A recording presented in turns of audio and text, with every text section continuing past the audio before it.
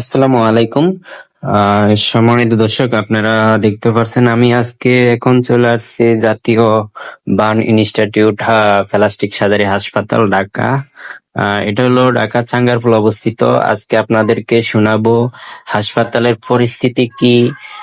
সাংবাদিক ভাইরা আলোচনা করে, তাদের মুখ থেকে শুনবেন। এবং আমার একটি বোন আছে সাংবাদিক দের মুখোমুখি, আমিও তার সাথে একটি ভিডিও করলাম।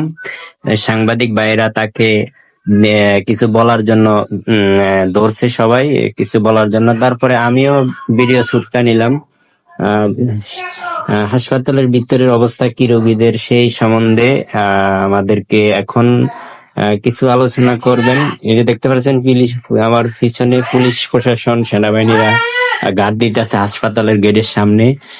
ভিতরে আউট মানুষকে ঢুকতে দেয় নাই, তারা কঠিন নিরাপত্তা দিতে আছে। তো হাসপাতালের ভিতরের কি খবর আজকে আমরা এক সাংবাদিক ভাইয়ের মুখ থেকে শুনবো এবং একটি বোনের মুখ থেকে শুনবো। যে বিল্ডিংটা দেখতে পাচ্ছেন, এটাই জাতীয় বার্ন ইনস্টিটিউট হসপিটাল। এটা বিশাল বড় এরিয়া। দেখতে পাচ্ছেন পুলিশ প্রশাসনের গাড়িগুলা দেখতে পাচ্ছেন, তারা কঠোর নিরাপত্তা দিতে আছে। এই বিল্ডিংটা সম্পূর্ণ ওই হাসপাতাল। এখন একটু পরেই যাইতে আছি ভাইয়ের কাছে, দেখি ওখানে মানুষ অনেক জড়ো হয়ে আছে। ওদের কাছে যাই, একটা আপনাদেরকে শোনাবো। আপনারা আমাদের সঙ্গে থাকুন, ভিডিওটা লাস্ট পর্যন্ত দেখুন। এই যে সাংবাদিক ভাইরা ভিডিও করতে আছে। দেন সাংবাদিক ভাইরা দেখি কিছু বলেন, চ্যানেল থেকে আসছে। এমন পরিস্থিতি বিরাজ করছে, প্রকাশ করেছে যারা এসেছিলেন স্কুল কলেজের শিক্ষার্থীরা, তারা আমাদেরকে জানিয়েছেন যে এটার জন্য অনেক কষ্ট পেয়েছেন এবং কান্নায় যে ভারী হয়ে এসে উঠেছে এই জাতীয় বার্ন ইনস্টিটিউট, তা বলতে বাকি রাখে না। পরিস্থিতি জাতীয় বার্ন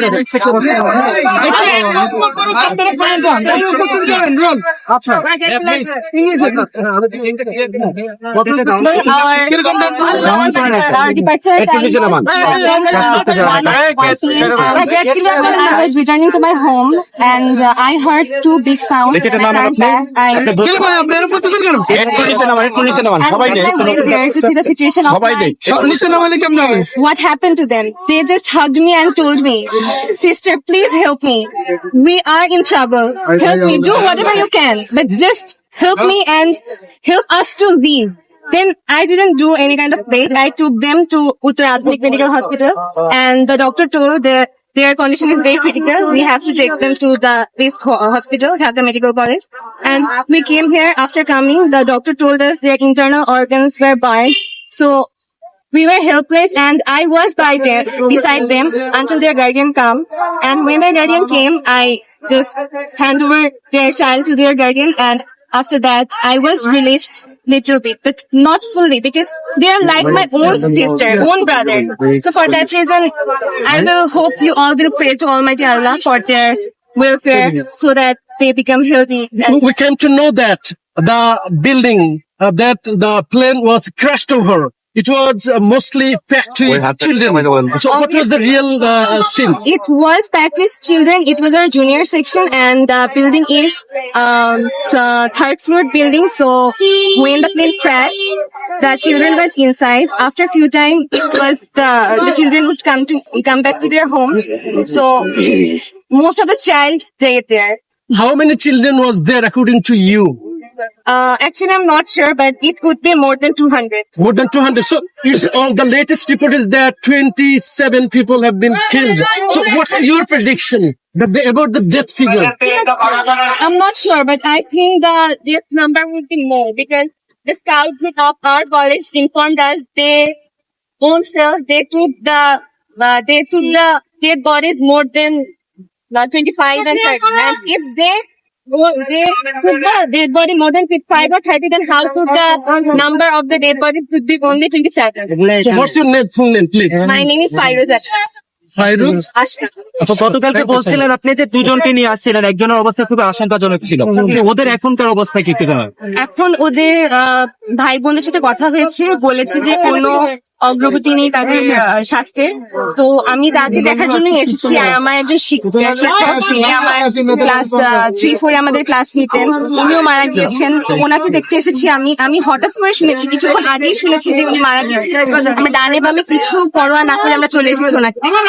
কিন্তু আসার পর দেখছি যে আমাদেরকে ঢুকতে দেওয়া হচ্ছে না, বলছে যে তিনি মারা গিয়েছেন। কোথায়?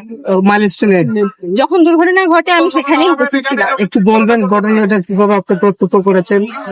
আমি এই কথা অনেকবার বলেছি। যখন ছুটি হয় তখন আমি বাসার দিকে চলে আসতে থাকি। হঠাৎ দুইটা বড় বিকট শব্দ আমি শুনি। পিছে তাকিয়ে আমি দেখি যে সবকিছু বলক্যানোর মতো এক্সপ্লোড করছে। পরবর্তীতে আমি যখন জানতে চাই যে আমার ভাই বোনদের কি হচ্ছে না হচ্ছে, তখন ওরা এসে আমাকে জড়িয়ে ধরে বলে যে আপু বাঁচাও, কিছু করো।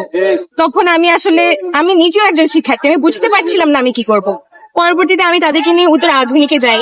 উত্তর আধুনিকে যাওয়ার পর বললো যে ওদের অবস্থা খুবই শোচনীয়, ওদের আরো ভালো ট্রিটমেন্টের দরকার। পরবর্তীতে আমি ওদেরকে নিয়ে বার্ন ইউনিটে আসি।